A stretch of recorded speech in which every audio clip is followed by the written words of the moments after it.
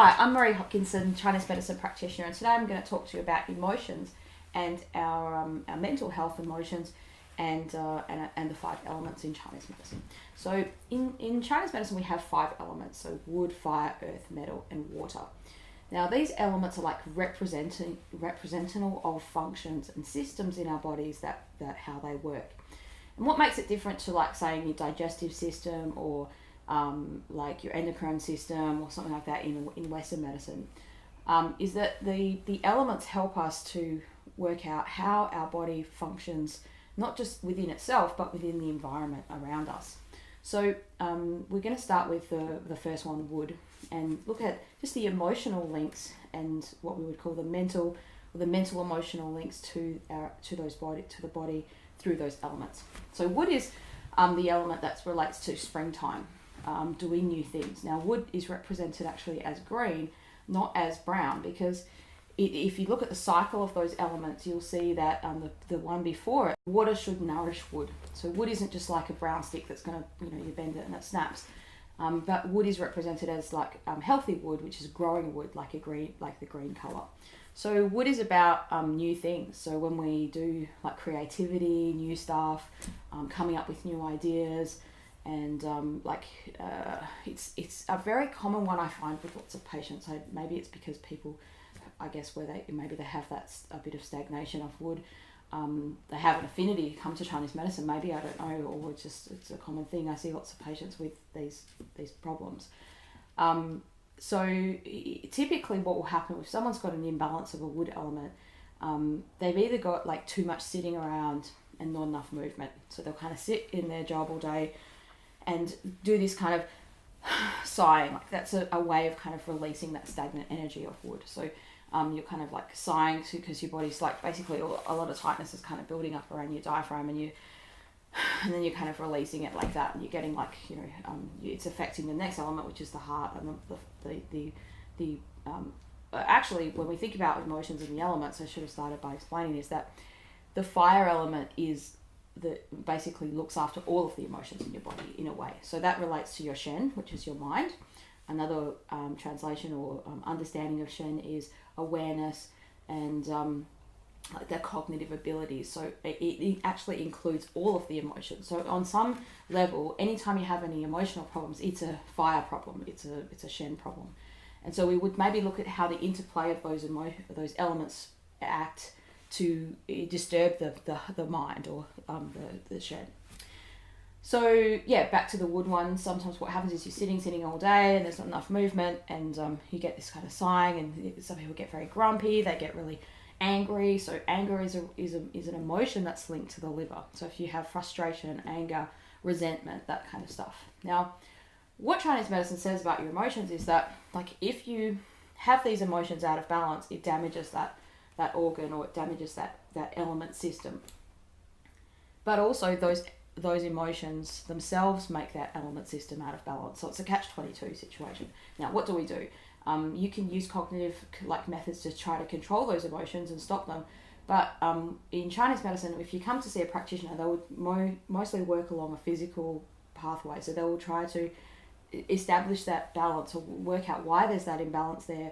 Why is wood getting too exuberant, basically?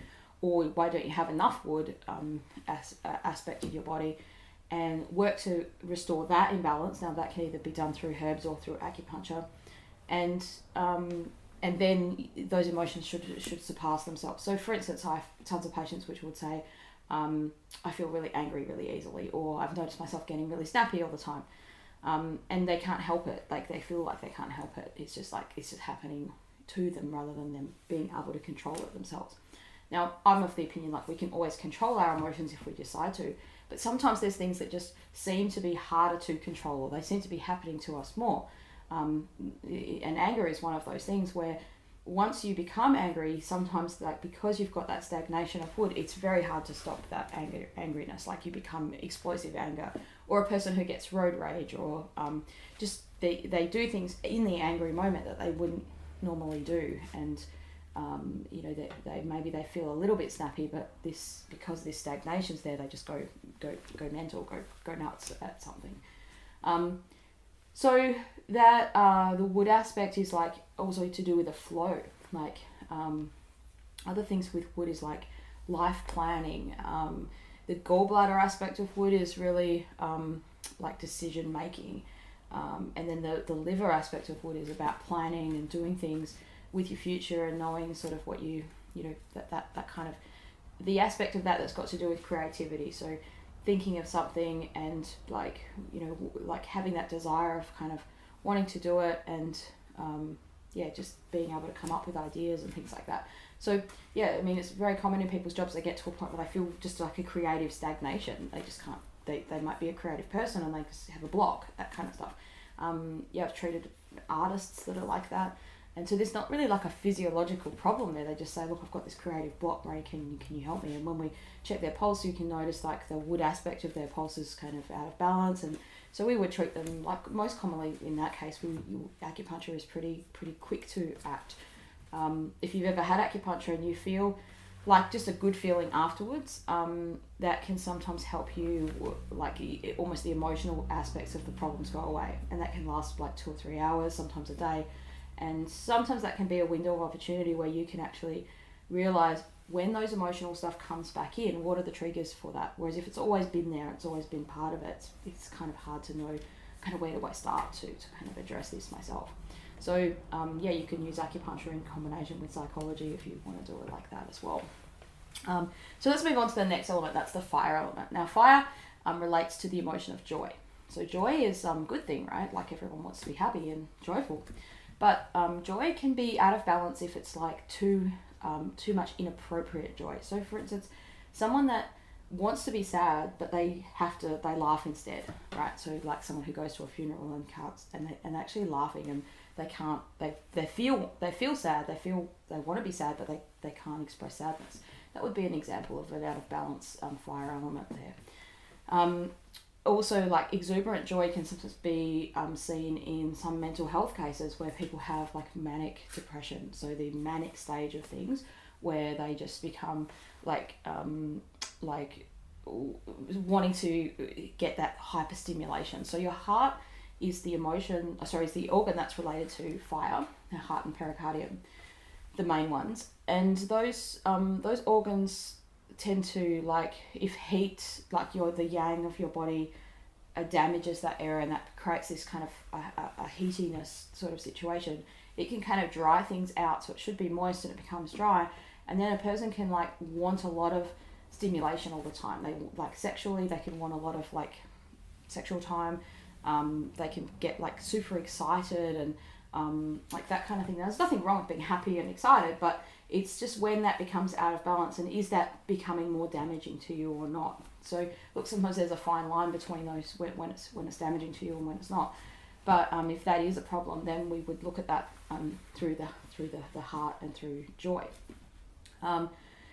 Likewise, like in these emotions, sometimes people can have a lack of joy. Like they just feel like there's very bland, nothing to live for, nothing excites you in life.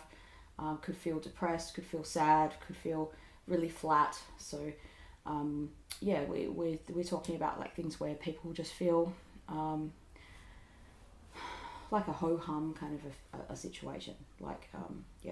Now the element we were talking about before, the wood preceding that, can often be the culprit there. So sometimes there's not enough wood to basically literally put wood on the fire. So they feel flat because of that. So we would look at the drive and the wood causing, like, being part of that problem. That they need to increase that to increase the drive to get the joy.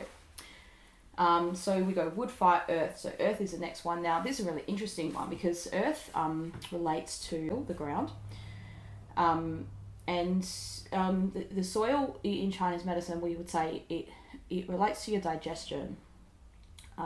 So your spleen and stomach. Now, if you've done my video about your digestive system, and your spleen and stomach is the cooking pot on the stove, if you haven't, you can then jump on YouTube and check that video out.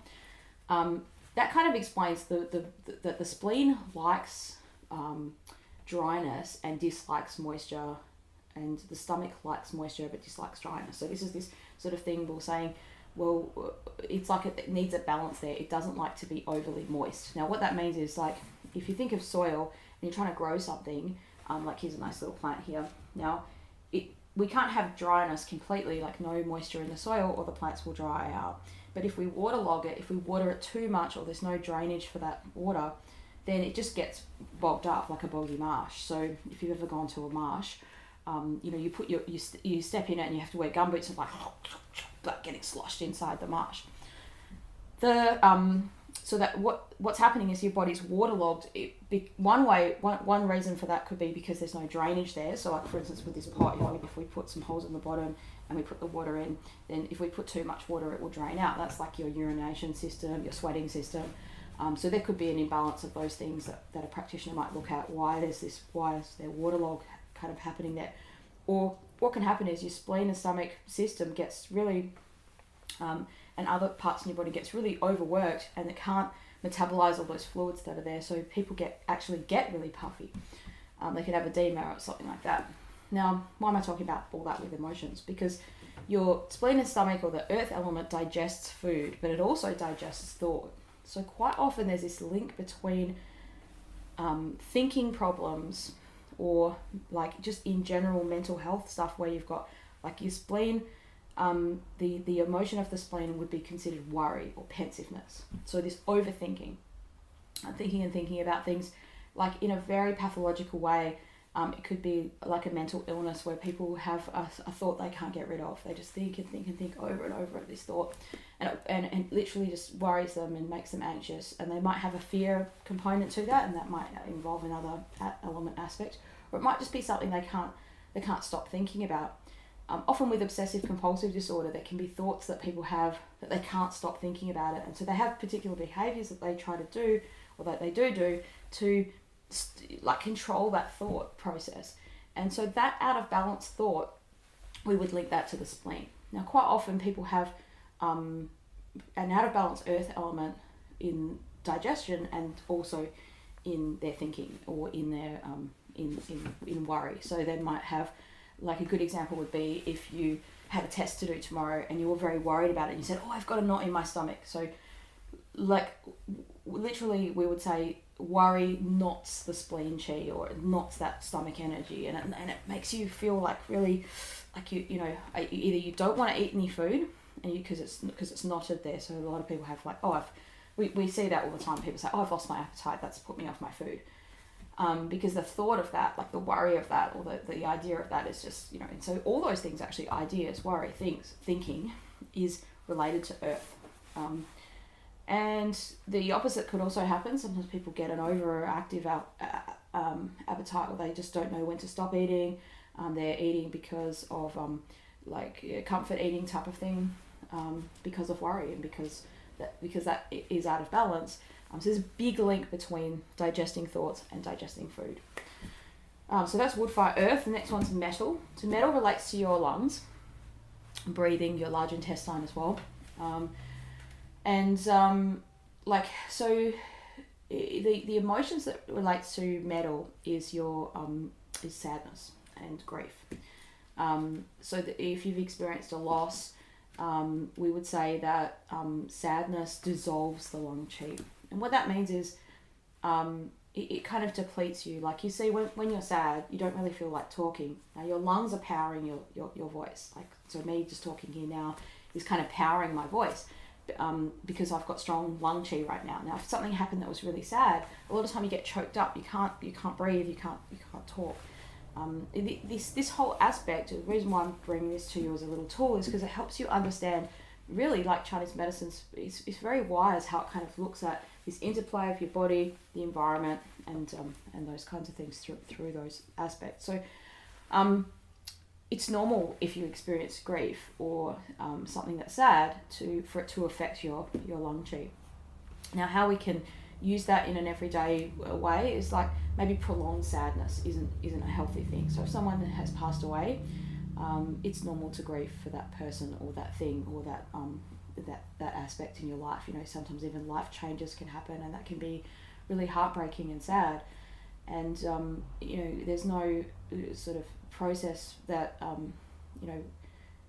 there's nothing in Chinese medicine that would replace the need to go through that process, is what I'm trying to say. but it can actually impact on your health. And so if that happens, then a practitioner could address that for you. So for instance, we would commonly see sadness affecting your lungs, and then people getting like lung problems. So they would get like a cold or a flu that just lingers on, a cough that's really hard to get rid of, that kind of stuff. So if you get sick with a cold or a flu, your body's ability to repel that is because you've got strong yang, because you can get a fever and you can get rid of it. Now, when you've got sadness, your lung energy is depleted, so you have less yang to kind of fight it off. And sometimes people can get coughs or colds that lingers on and on. So that is how Chinese medicine would look at grief and sadness. Also, we talked before a little bit about depression. Now, sometimes with depression as a feeling, like I feel depressed, is a different thing to like being diagnosed with clinical depression. But in Chinese medicine, we sometimes would would use this same way of applying it to those things. So the lung qi, when it's dissolved, or it's weakened by being sad, it makes people flatter. So there's less buoyant energy in the body to kind of have the emotion of joy and have those feelings. So, this is not really a replacement for Western medicine, but it's just a different idea of looking at your body, of how things are working. So, if you have if you're feeling sad and you're feeling depressed, then you need to seek help of a practitioner to help you. This is not meant to be in replacement for that. And in the bottom of this link to the video, I'll put the numbers for some self-help places you can go to. So if you're feeling sad, or you're feeling depressed, even if you're feeling suicidal, that kind of thing, you need to seek help. It's not worth sort of lingering around with those feelings, because that can lead to other detrimental things, and I would hate for something to happen to you that you could be prevented. So you can use Lifeline. That's a great place to call if you need to talk to somebody. Or see your GP as a really great port of call to go to if you need to access that mental health help. Getting back to the lungs and the sadness. So the sadness kind of dissolves the lung qi. Now, all of these things happen naturally and normally with different things that happen. We're talking about helping in cases where it's abnormal, or it's causing you health problems, or maybe even sometimes exacerbating health problems that you already had. So if someone had chronic lung problems, like they always seem to get a cough or a cold that just lingers on, and they already have weak lung qi, let's say, and then they experience a really unforeseen loss and sadness in their life, and then that even made it even worse. So we might give them herbs to support that lung qi through that process, so that they don't get their coughing. They can resolve those physical health problems that are happening there as well. So the last one is the water element. Now the water element relates to your kidneys primarily in an emotional sense. So water is a kind of a cool aspect to our body, and it's also like a soft flowing aspect in our body. And I said before, like water's needed to nourish the wood. Within that cycle, it's really important to do that. And emotionally, water relates to in an emotional sense, it can relate to fear and anxiety, but it also relates to our need to have stillness and to kind of be nourished in that way through stillness and meditation. Whereas wood would be like the opposite of that. It's like wood is our need to have movement and have doing things and expressing ourselves creatively, and also through exercise. Whereas water is like that stillness and that nourishment. In a pathological sense, there's two ways that fear can affect you in Chinese medicine. One is like a fear that you did see coming in a way, and the other one is the fear that you didn't see coming. So a shock, kind of a fear. So let's say I'm driving down the road, just doing my business, and just living life, enjoying life, nice sunny day, and then all of a sudden, bang, someone hits me from behind. I wasn't expecting that. I didn't see them in my rearview mirror coming up behind me or anything like that. And so there's a shock there. Like my system has been shocked, and that shock kind of damages your heart yang. Actually, is quite severely when you didn't see it coming. And it's a lot more. It can be a lot more affecting on your body than something that's a thing that you're fearful about. because you can't prepare yourself for that shock. It just happens. And we'd say shock kind of scatters energy in your body, so it dissipates it, and it's hard to keep hold of something when it's all over the place. And so imagine you have a bag of coins in your purse, and you need to keep hold of those coins. Like, that's important. You need that money, and so you've got 100 coins in that little bag and carry that around with you. Now, if you drop that on the ground, or someone grabs that bag and just throws it out all over the garden, where are those coins? We don't know where they are. You have to go and find them all, and it's a lot of work to kind of do that. And that kind of is what shock kind of does to your body. It kind of scatters everything, and you need to kind of gather yourself up again. And so it takes time you need to allow time. And the water element likes that. It likes you to allow the time and just have those moments that nourish you and help you, and to not be like, it's normal when you've had a shock to not want to go out and party hard, or do, even maybe just don't want to see people. You just want to be by yourself and get that nourishment, or just be with a few friends that are going to encourage you, because you've had a shock to your system, and your body needs to kind of consolidate that. Now, fear is another one that the other element, the other emotion that affects the kidney and the water element. Fear is like someone that worries about something similar to the earth one, but there's a scared component to it. Like, it would be very common with anxiety, like just a worry, like, what if something happens? And sometimes we can be fearful about things that may be possible, and then sometimes we can be fearful about things that are just, we need to wonder whether that's, is that even a thing to worry about? Like, what if I get run over by a bus when I go out of my house? Like, it's possible, but it's unlikely. So fear can be useful for us because it protects us. It stops us from, putting our hands in a power circuit or something like that, where, because we're afraid of hurt. We don't put our hands on the hot plate because we're afraid of that pain, and that's good because it protects us. But in a negative sense, fear can be detrimental to our kidney and a water element. What fear? Maybe in an out of balance situation, someone may not have much fear, and they may need some. Like, you see people who take a lot of risks and don't think about the consequences and things like that, and maybe that is a way of looking at an out of balance water element as well. It would really depend. In a consultation sense, the practitioner would need to check the patient's pulse and treat them according to, that's the only way we're going to be able to see where that imbalance is through the pulse diagnosis. So I hope this video has been really useful to you to understand elements and the emotional aspects to them. What I've included in this package is a video, a survey that you can go and do, and this helps you understand your constitutional, your affinity to a particular elements constitutionally, and with an emphasis on the mental emotional aspects to that. So you go and do that. You can go and do that survey. That's an external link. It's not part of my website, but it's a really great tool that you can use, and it's a free tool that you can use. And then they'll send you an email back with your constitutional element aspects, and that can help you kind of learn a little bit more about yourself. Sometimes, why do I do the things that I do?